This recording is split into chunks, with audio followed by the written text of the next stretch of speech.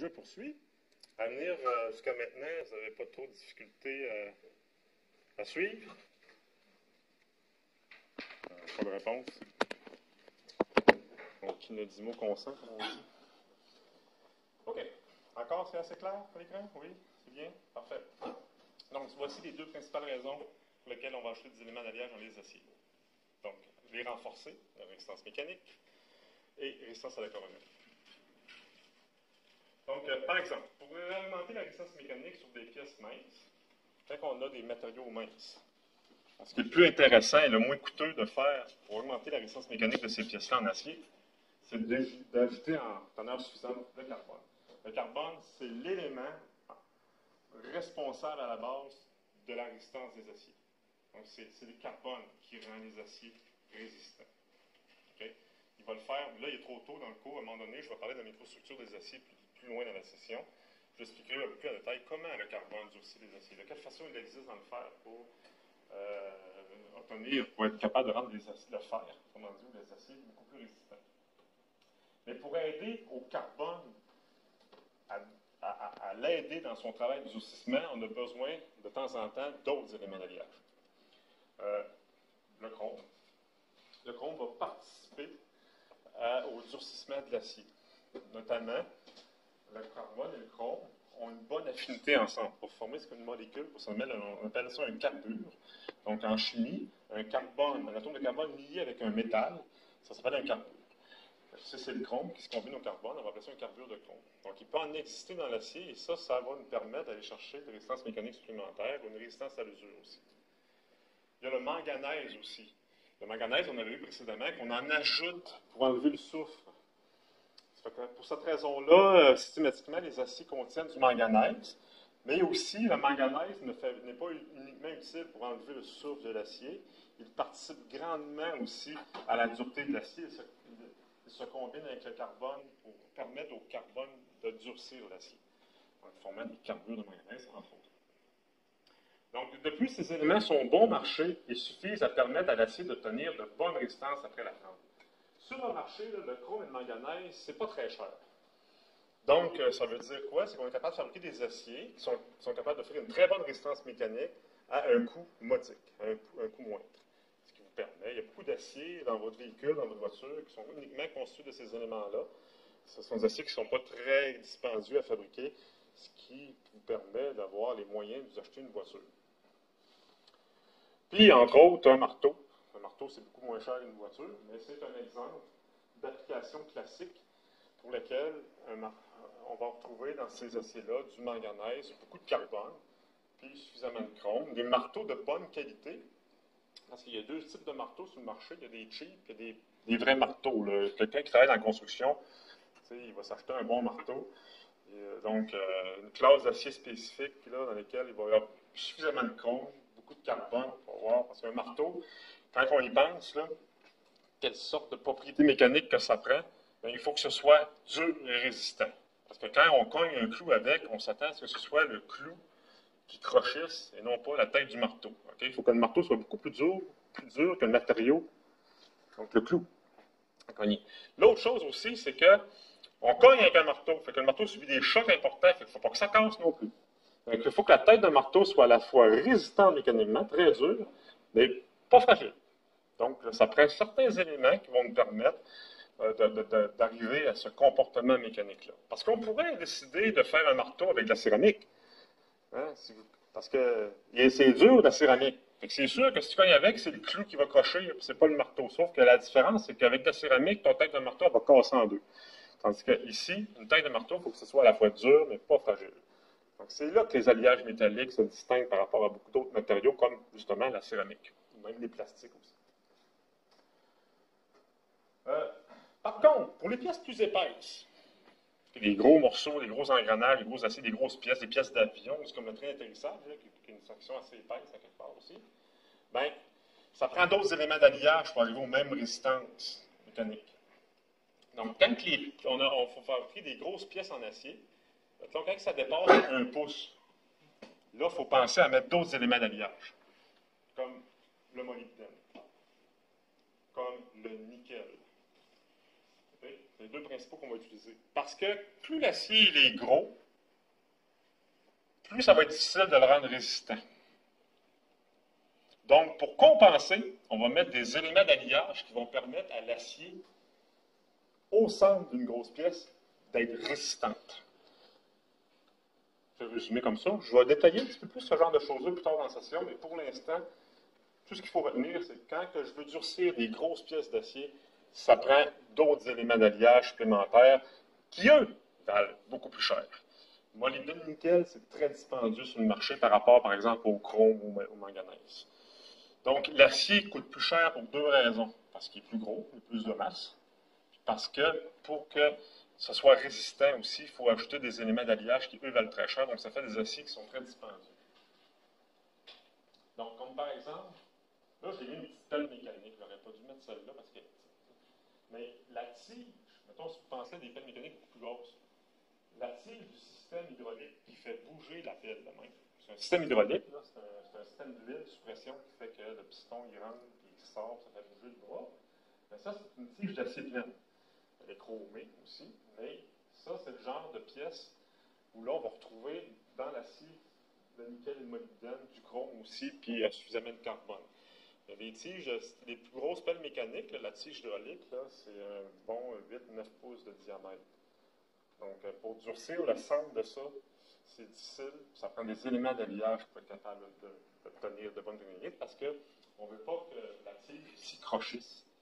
On ne veut pas que ça casse non plus. Puis d'autant plus qu'une pelle mécanique, ça travaille fort. L'opérateur, c'est pas comme une mèche de drill. Il va chasser, pour creuser des trous avec sa pelle, puis ça va subir des chocs.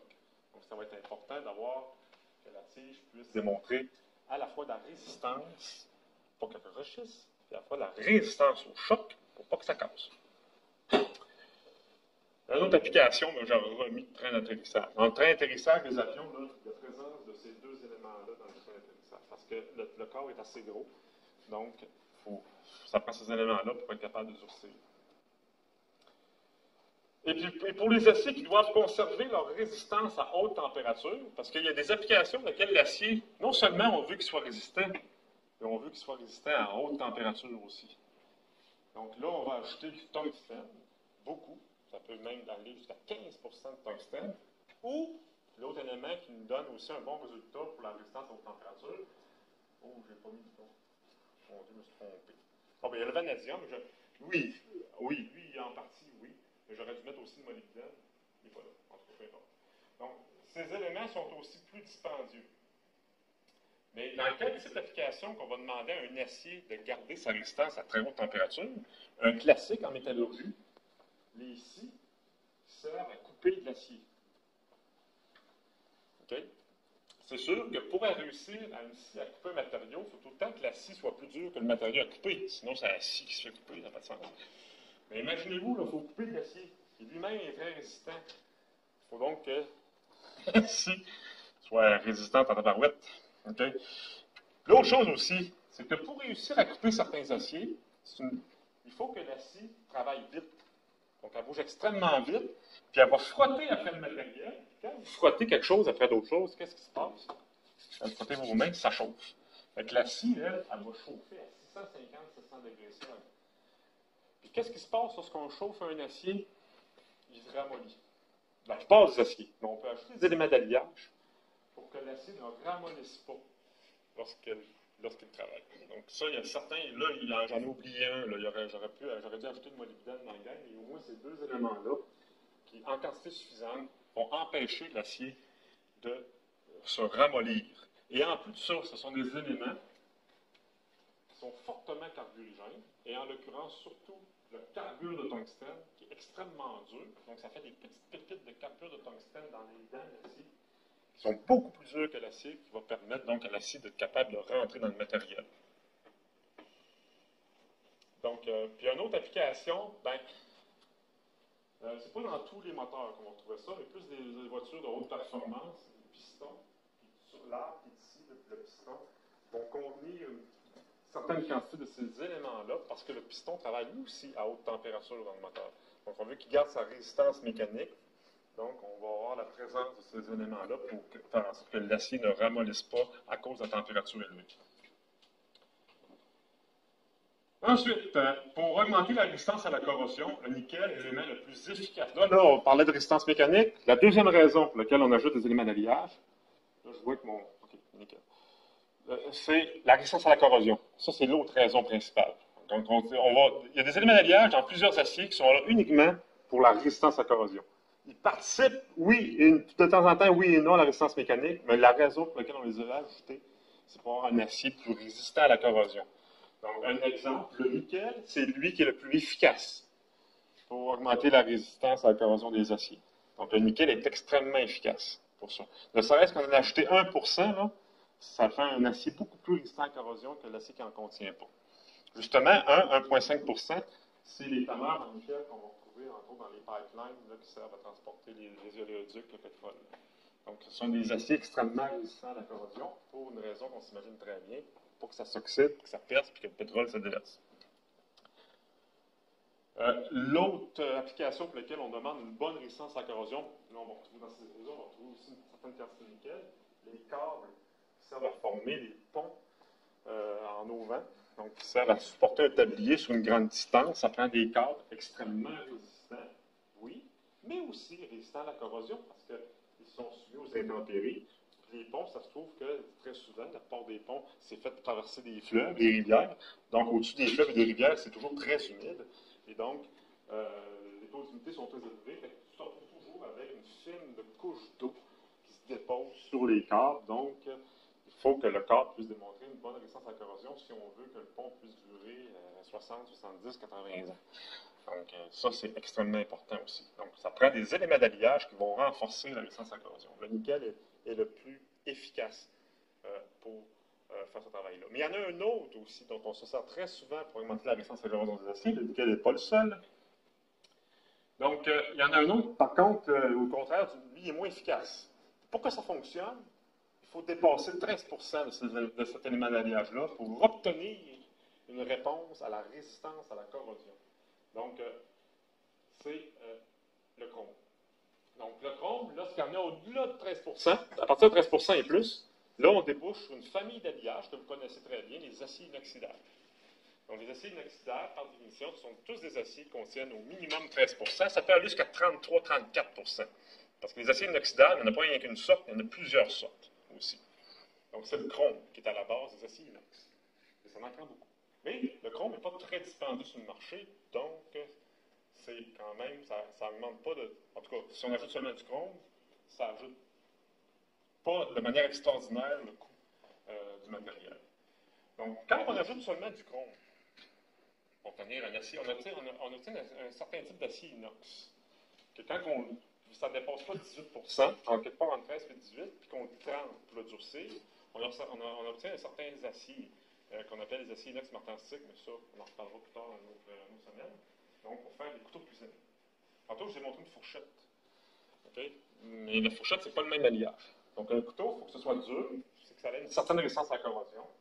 Donc, le chrome est suffisant pour ça. Une autre application, c'est ici, si vous ne savez pas c'est quoi, c'est une turbine d'un barrage hydraulique. Donc, c'est gros. Si vous mettez une personne, là, je pense que ça fait 10 mètres de diamètre. Là. Donc, c'est extrêmement gros. C'est une turbine. Comment dire, en bas du barrage, il y a toute une série de roues, comme ça, avec des pales. Puis quand l'eau tombe, ben, elle pousse ses pales, puis elle fait tourner la turbine, puis ça fait de l'électricité. C'est à la base même de la production d'électricité par hydroélectricité. Donc, c'est comme un moulin, mais sauf que sur du vent, c'est de l'eau qui coule dedans. Ça fait tourner. Donc, ça, c'est fait en acier inoxydable. Très généralement, la plupart du temps. Et puis, une autre application pour laquelle on a des aciers inox qui contiennent uniquement du chrome, mais un peu plus de chrome par rapport à, par exemple, un couteau, les frigidaires en inox. Okay, les frigidaires en inox, ça, ils vont retrouver autour de 25, 23, 24, 25% de chrome là-dedans. Mais ça, c'est plus pour le look. Okay, c'est plus, ça pas. Parce que un frigidaire, si vous l'utilisez normalement, à l'intérieur, c'est pas très exposé à la corrosion. Il n'est pas en contact avec des acides ou de l'eau. Hein, c'est pas à pluie tout le temps, un frigidaire. Mais c'est juste pour le look, c'est tout. Ça donne un bon fini de surface.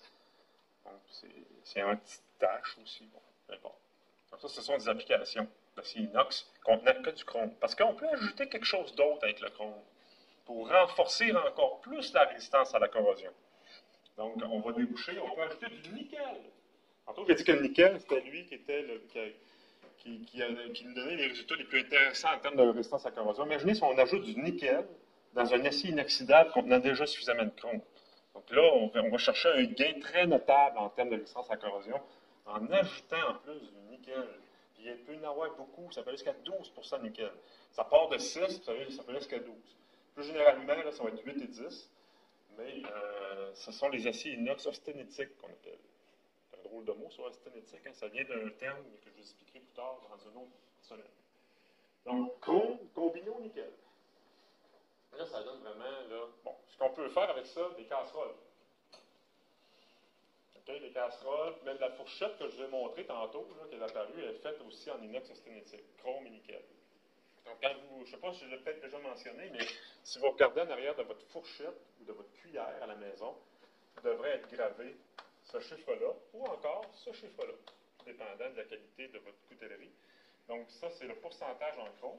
Ça, c'est le pourcentage en nickel. Tout simplement, de 18% en chrome avec 8% nickel. Ou, si vous avez des coutelleries d'un peu meilleure qualité, bien, ça va être du 18-10, 18% chrome, 10% nickel.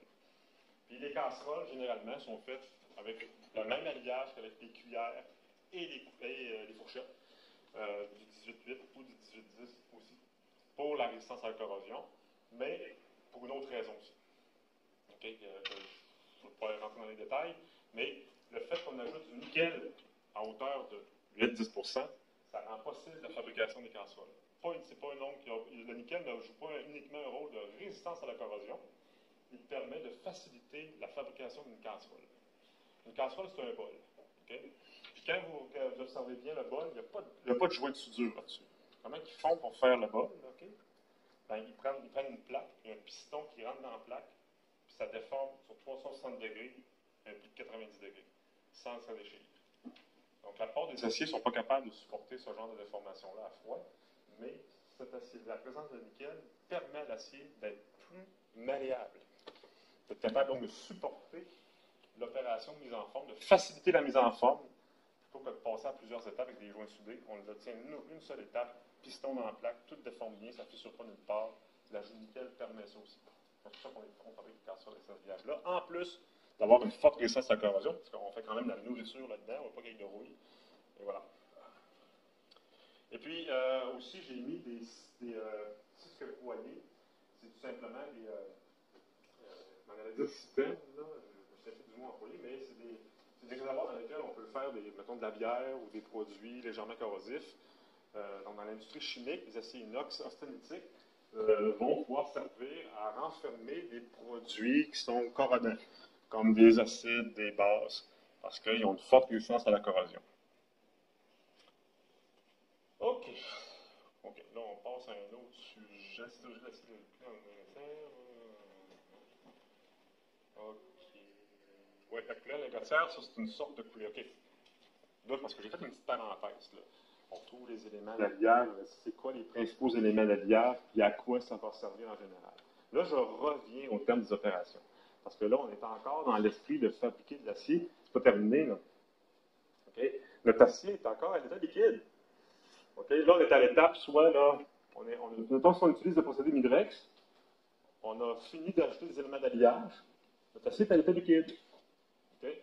Puis, même chose aussi du côté, si on a choisi le vieux procédé, au fourneau, bas fourneau, bien là, notre acier est là, puis il est à l'état liquide, puis attend. Donc, on ne vendra pas au client de l'acier liquide. Okay? Il va falloir le couler dans quelque chose, éventuellement, de le laisser refroidir pour obtenir du métal, comme nous, on est habitué de le voir, à température ambiante. Okay? Donc là, l'étape suivante, après l'élaboration de l'acier, on va couler l'acier. Et là, il y a deux façons de faire. Il y a soit qu'on la coule dans une négocière fermée, comme ça, ce qui est de rare, ce qui est de moins en moins. Avec les aciers, c'est fait de moins en moins. Ça tend à disparaître, cette façon de faire-là. Avec la fonte, c'est comme ça qu'on va faire. Okay? Mais pas avec les aciers. Les aciers, il y a encore des vieilles entreprises avec des vieux procédés qui vont avoir encore tendance à couler l'acier dans des moules fermés. Un peu comme des moules à glace. Vous faites de la glace chez vous, mettez de l'eau dans un moule, donc c'est ça dont je parle, un moule fermé. Mais c'est pas comme ça que la tendance, depuis de nombreuses années, là, on prend pour faire obtenir l'acier à l'état solide. Ce qu'on va plutôt faire, c'est un autre procédé qui s'appelle la coulée en continu. Okay? Donc, ici, il y a une petite image. Là, on a l'acier liquide qui est déversé dans. Ici, c'est un moule fermé, par contre, c'est pas la bonne image. Je vais vous montrer avec d'autres images. Ah non, ça, c'est la coulée en négociaire. Coulée en négociaire, OK? Donc, tantôt, ce que je parlais, là, autrement dit, ça, c'est la coulée en négociaire. Ça, c'est une vraie coulée en négociaire, une vraie photo, donc un moule fermé. Parfait. Mais la nouvelle façon de faire, c'est la coulée continue. Donc, à quoi ça consiste la coulée continue? C'est que la poche de coulée est acheminée, c'est un équipement. On achemine la poche de coulée ici, puis là, le métal liquide va se déverser, il va tomber. Ici, c'est le petit métal liquide qui tombe dans ce qu'on appelle un bac répartiteur. Le bac répartiteur, il va répartir le métal liquide sur 4, 6, 8 tubes qui descendent vers le bas. Donc, ici, ce que vous avez, ce qu'on appelle la lingotière. Ici, c'est un tube dans lequel le métal liquide coule, à l'intérieur duquel le métal liquide va couler. Puis là, c'est en forme de banane. Puis là, au fur et à mesure, là, il y a des sur le dessus là, de la lingotière du moule, ben, c'est refroidi à l'eau. Okay? Puis là, le métal, ben, lui, en contact avec la paroi froide du moule, ben, le métal va finir par se solidifier. Donc, la solidification va commencer à peu près ici. Puis là, ben, elle va se poursuivre. Ici, ça va refroidir encore davantage. Le métal va venir vraiment complètement solide à partir d'ici. Puis là, ça va sortir par l'extrémité en bas. Ici. Fait que là, on rentre du métal liquide dans une extrémité. Et en bas, à la sortie, c'est un bloc qui prend la forme de la section du moule, bien entendu. Un bloc solidifié, qui est quand même assez chaud. Quand ça sort, là, on est autour de 1200 degrés C. Okay? Mais c'est solide. Parce que le point de fusion de l'acier, c'est autour de 1535. Donc, ça sort solide, très, très orange. Là. Puis là, ben, c'est sans arrêt. À chaque fois, là, à toutes les 15-20 minutes, il y a une poche de coulée qui arrive. Là, on déverse du métal. Puis là, ben, ça n'arrête pas, c'est en continu. C'est sûr qu'on appelle ça la coulée continue. Okay? Mais, à un moment donné, c'est parce que là, si tu déverses toujours du métal ici sans arrêt, à la sortie, ça sort sans arrêt aussi. Fait que si je fais rien, moi, le métal va se retrouver jusqu'à Ottawa. Fait qu'à un moment donné, à intervalles réguliers, il faut que je coupe pour obtenir des morceaux de longueur finie. Donc, on va procéder à ce qu'on appelle l'oxycoupage. Donc, c'est des procédés, autrement dit, l'oxycoupage, c'est quoi? C'est qu'on coupe l'acier avec un chalumeau, et puis on génère la chaleur avec injection d'oxygène. Puis là, ça oxyde le métal, puis ça fait une coupe. On appelle ça de l'oxycoupage.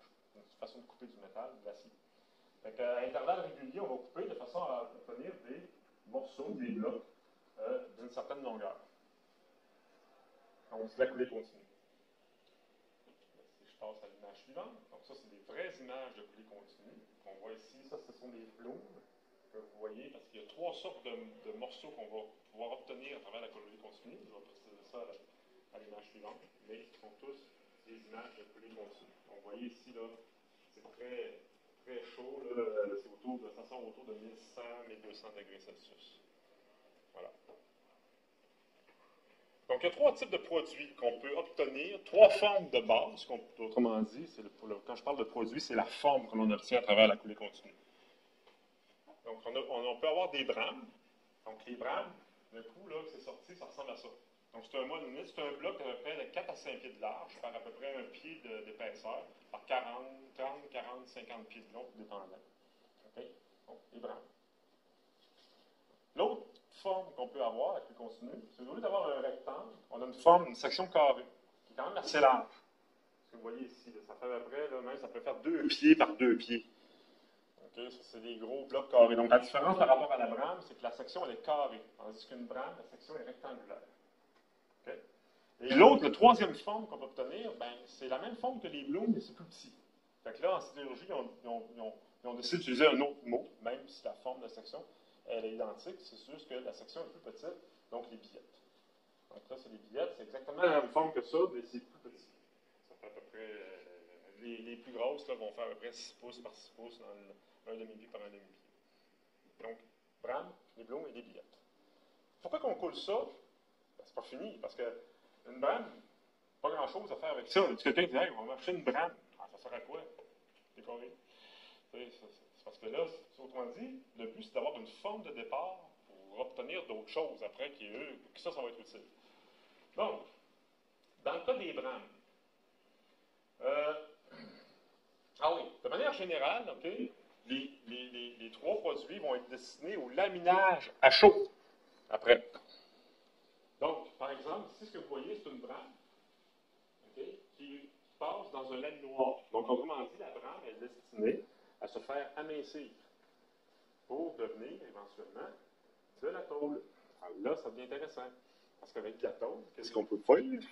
Des carrosseries de voitures, des casseroles, des lames de patin. Ah, là, hein, là, ça devient utile. C'est intéressant. Donc, le laminage à chaud, pourquoi on dit ça à chaud? Parce que pour que ça fonctionne, pour qu'on puisse obtenir une réduction d'épaisseur, je préciserai de quelle manière exactement plus tard, c'est qu'il faut que l'acier soit très chaud. Quand l'acier est très chaud, donc à 950 degrés C, là, parce que c'est les températures d'opération normalement utilisées en aciérie ou laminage à chaud, l'acier, là, il est très mou, il est très facile à déformer. Okay? Donc, c'est plus facile. Donc, le laminage, ça consiste à déformer le produit en forçant son passage entre deux cylindres métalliques superposés. Donc, c'est le même principe, je ne sais pas si vous avez déjà vu ça. Moi, je suis assez vieux pour avoir vu ça, j'ai 50 ans. Ma grand-mère, dans sa maison de campagne, elle avait une essoreuse. Donc, au lieu d'avoir une sécheuse comme aujourd'hui, eux autres, mes grands-parents, ils séchaient leur linge en leur faisant passer le linge en deux rouleaux. Ça enlevait l'humidité, tu enlevais le gros d'humidité avec ça, après ça, ils laissaient sécher sa corde à linge après. C'est ça, c'est de faire passer le matériel en deux rouleaux. Donc, il va s'amincir formellement. C'est le même principe aussi du rouleau pour faire de la pâte à tarte. Okay? Ça me fait, sauf que là, une pâte à tarte, tu as la table, tu as le rouleau. Tandis que ici, tu as deux rouleaux. C'est la seule différence. OK. Donc, ça, c'est un petit résumé, OK, de ce qu'on. Vous voyez, ça, c'est un laminoir. Okay? Puis, dans chacun des cas, que ce soit des brames, des blooms, des billettes, ils sont tous les trois destinés à être laminés, c'est-à-dire réduire leur section par déformation plastique à chaud. Donc, les brames, elles, sont destinées à devenir de la tôle, comme ça ici.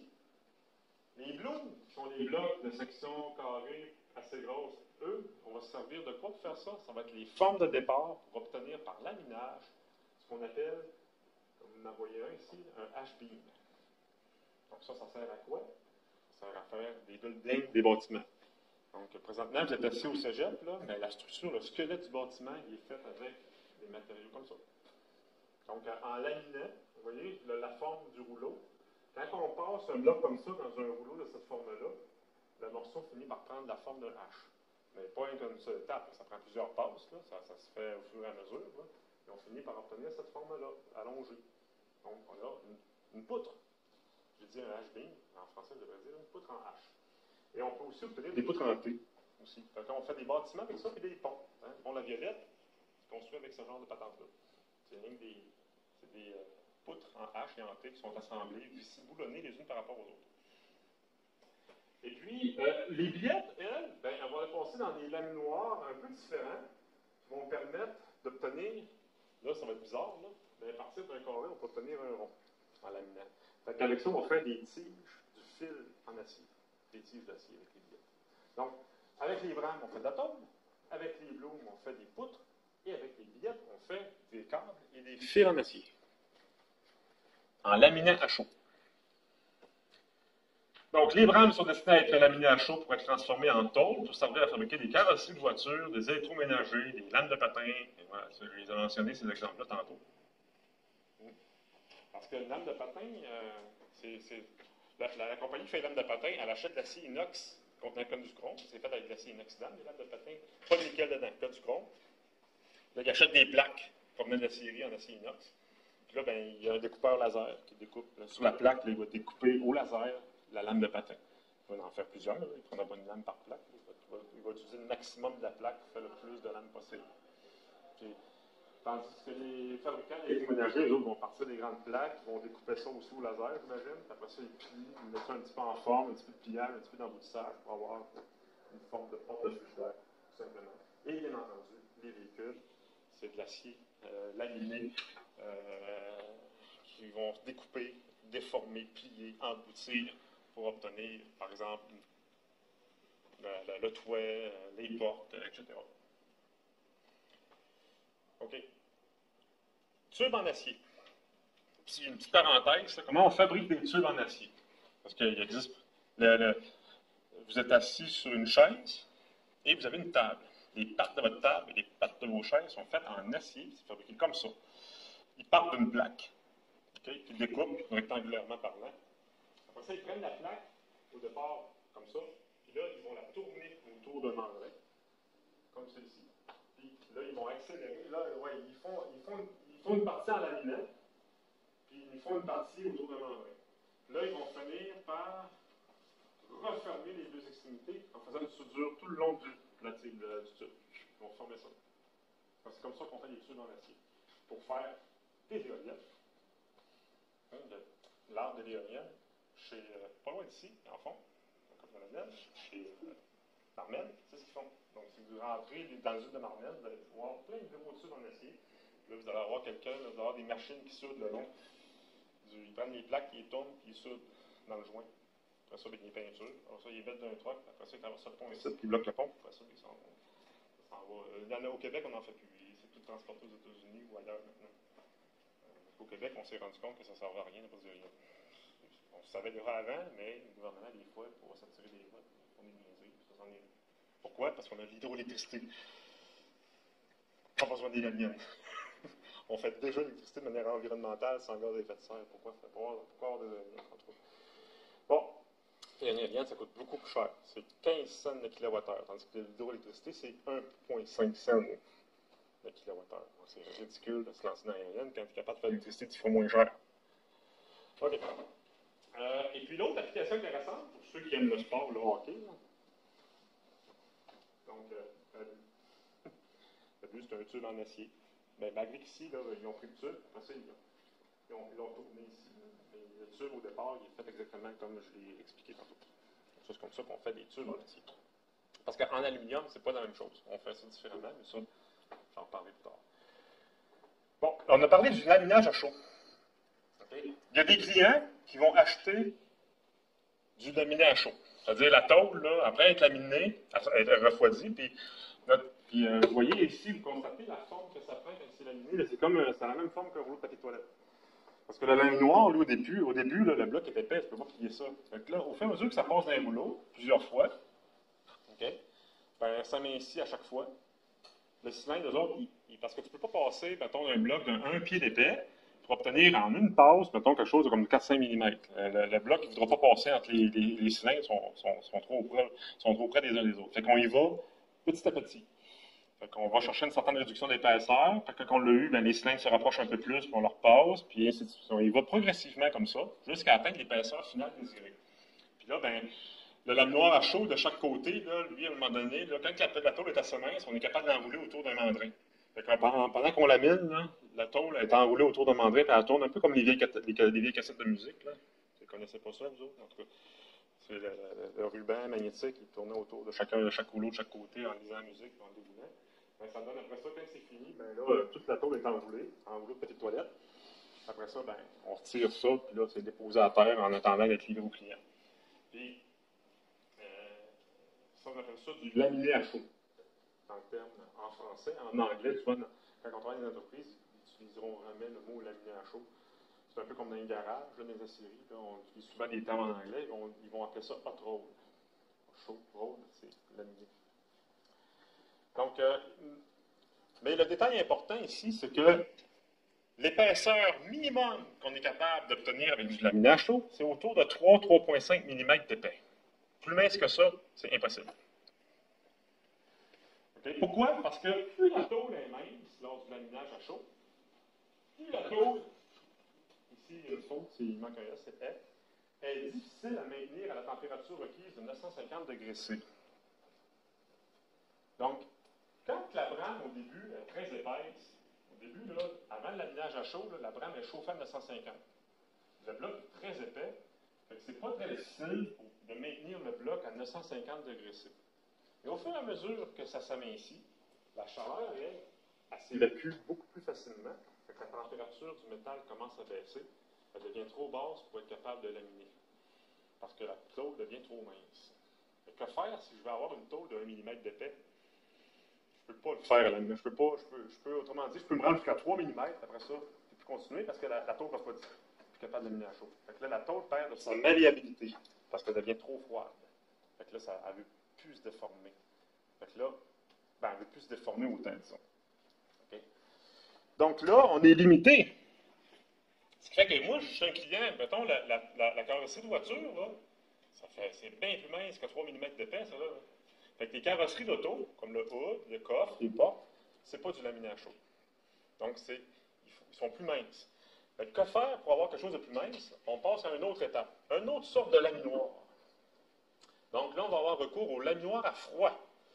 Laminoir à froid, c'est parce que ça veut dire quoi? Ça veut dire que là, on n'a pas le choix, on n'est plus capable de maintenir la tôle chaude parce qu'elle est trop mince. Et puis, ce qu'on fait, c'est qu'on va laminer à l'ambiance. À froid, ça ne veut pas dire qu'on met l'acier dans le congélateur là. C'est qu'on travaille à l'ambiance. Le métal, on le laisse refroidir, on le laisse pogner à la température de la pièce, après ça, on peut continuer à laminer. Mais là, ça prend une autre sorte de laminoir. Okay?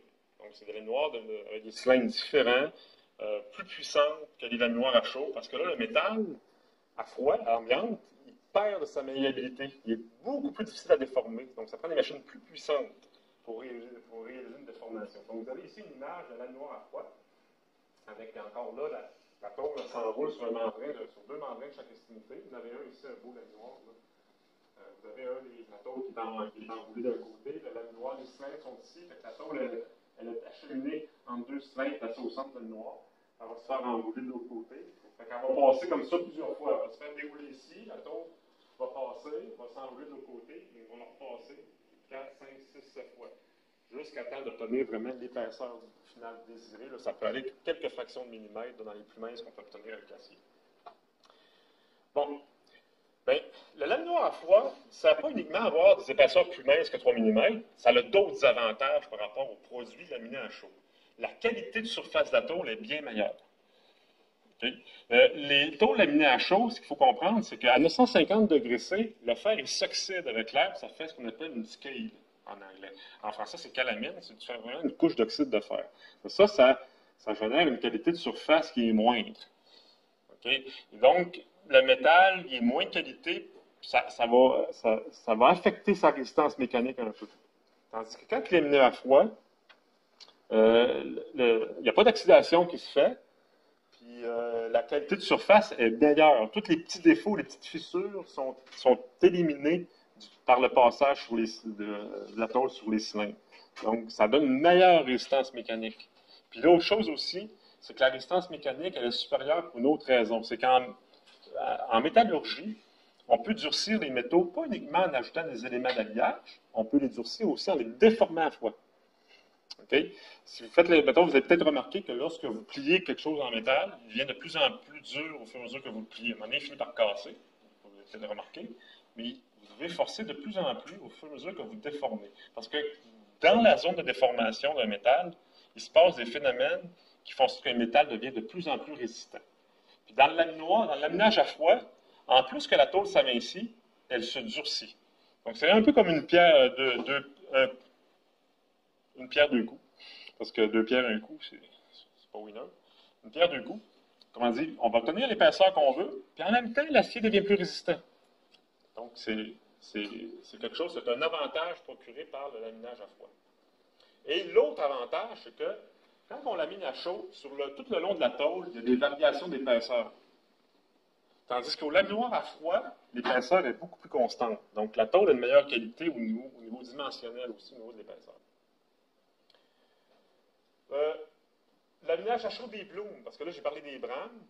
Les blooms, eux autres, comme je l'ai expliqué tantôt, sont destinés pour être transformés en poutrelles en H ou en T. Des poutres, faire des ponts, des bâtiments, c'est sûr pour le transport. Il y a des ponts ici. J'ai mis le building, vous reconnaissez le World Trade 1. Je ne sais pas si c'est pas le World Trade Center, parce que le World Trade Center n'existe plus, mais le One World qui s'appelle, le nouveau building à New York, le plus haut des États-Unis maintenant. Que là, il est à son étape de construction. C'est juste pour montrer que ce qu'on voit ici, c'est des poutres en T qui ont été utilisées pour la construction, comme la plupart des buildings, ou en H, plus en H. Et j'ai mis aussi un tablier de remorque, parce que la structure en dessous du tablier, c'est des poutrelles. De moins en moins en acier, on l'utilise de plus en plus en aluminium, parce que ça fait une remorque plus légère, là, une économie de carburant.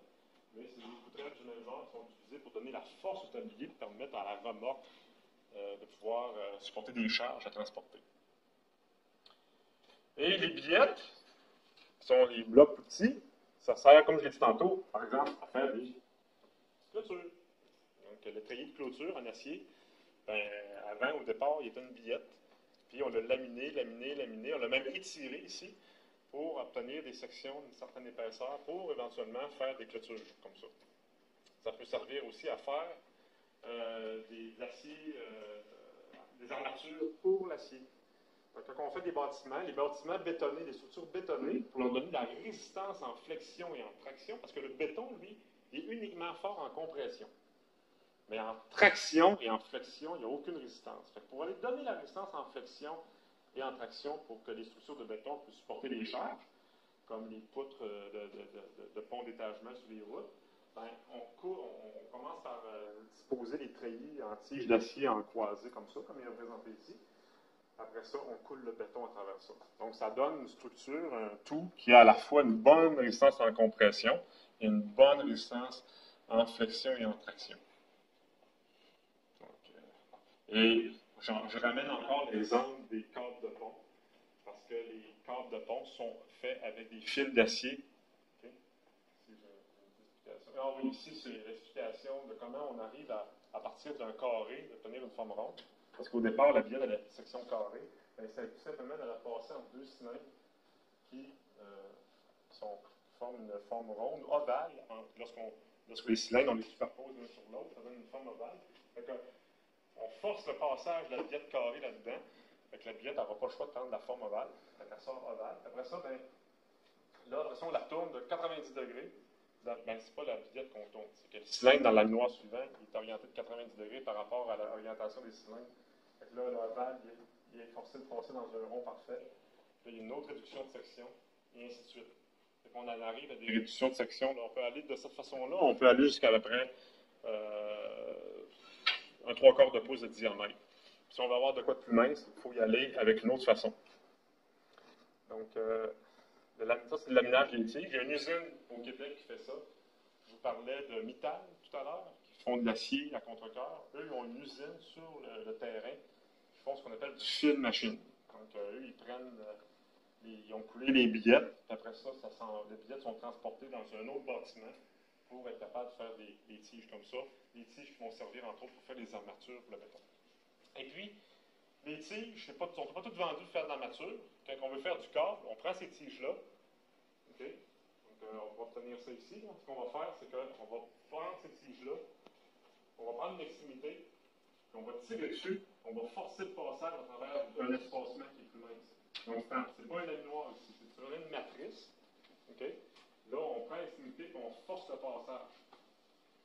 Donc, là, il va y avoir une réduction de section. On appelle ça de l'étirage. C'est comme ça qu'on va arriver à obtenir des fils plus fins, des câbles plus fins. Donc, c'est par traction. Et puis, avec ces fils-là, qu'est-ce qu'on fait après? Généralement, on va faire soit des traits de clôture, comme on l'a montré tantôt, ou le plus souvent, c'est qu'on va les tresser ensemble, les enrouler ensemble pour faire des câbles en acier. Donc, ça va donner, vous voyez, là, vous avez plusieurs petits fils qui sont tous entremêlés entre eux. Ça fait des tresses. Donc, et puis là, on va se servir de ça donne beaucoup de force. Quand on prend plusieurs tiges, qu'on les tresse ensemble, ça ajoute de la force au matériel. On va se servir de ces câbles-là, entre autres, pour faire les câbles de pont, comme ça, vous voyez ici, qui supportent tout le tablier. Vous voyez là, c'est un pont, ça c'est les ponts récents. Là. Vous avez seulement deux structures très éloignées l'une de l'autre. Vous voyez le tablier, là, il n'y a rien qui tient en dessous. Là. Donc, c'est tous les câbles qui sont disposés sur toute la longueur, qui supportent en traction tout le poids du tablier avec les voitures et les camions qui vont passer dessus. Cette charge-là, elle est amenée sur la structure ici. La charge elle est transportée jusqu'en bas, jusque sur la roche. Donc, ces câbles-là, ainsi, supportent de très grandes contraintes. Ça prend des aciers très résistants pour faire ce genre de travail-là. Donc, c'est pour ça qu'on prend, c'est seulement l'acier qui est capable de faire ce genre de travail-là. Ah, voilà. Bon, ben, ça tombe bien, j'ai fini le chapitre. Ben, mon PowerPoint du mois, fait qu'on va en profiter pour prendre une autre pause. OK? Vous voulez pas que j'arrête, hein? Vous avez des faces de personnes. Non, continue. Je poursuis. À venir jusqu'à maintenant, vous n'avez pas trop de difficultés à suivre? Pas de réponse. Donc, qui ne dit mot consent, comme on dit.